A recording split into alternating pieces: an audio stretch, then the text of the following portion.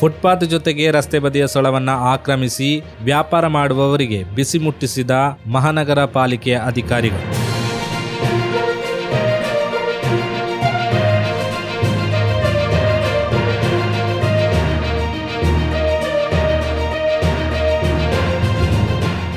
Footpath ಜೊತೆಗೆ ರಸ್ತೆ ಬದಿಯ ಸ್ಥಳವನ್ನು ಆಕ್ರಮಿಸಿ ವ್ಯಾಪಾರ ಮಾಡುತ್ತಿದ್ದವರನ್ನ ಮಂಗಳೂರು ಮಹಾನಗರ ಪಾಲಿಕೆ ಅಧಿಕಾರಿಗಳು ತೆರವು ಮಾಡಿದ್ದಾರೆ.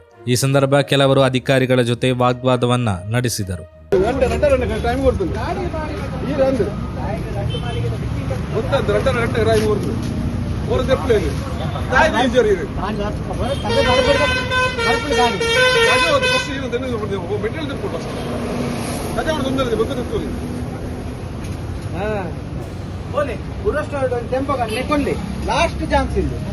ಸಾರ್ವಜನಿಕರಿಂದ ದೂರು ಬಂದ ಹಿನ್ನೆಲೆಯಲ್ಲಿ ಮಂಗಳೂರಿನ ಕೆಲವು ಕಡೆಗಳಲ್ಲಿ ರಸ್ತೆ ಬದಿ ಮತ್ತು ಫುಟ್ಪಾತ್ ಅತಿಕ್ರಮಣ ಮಾಡಿ ಇಟ್ಟಿದ್ದ ಅಕ್ರಮ ಗೂಡಂಗಡಿಗಳನ್ನು ಮತ್ತು ಇತರ ಸ್ಟಾಲ್ಗಳನ್ನು ಟೈಗರ್ ಕಾರ್ಯಾಚರಣೆ ಮೂಲಕ ತೆರವು ಮಾಡಲಾಯಿತು.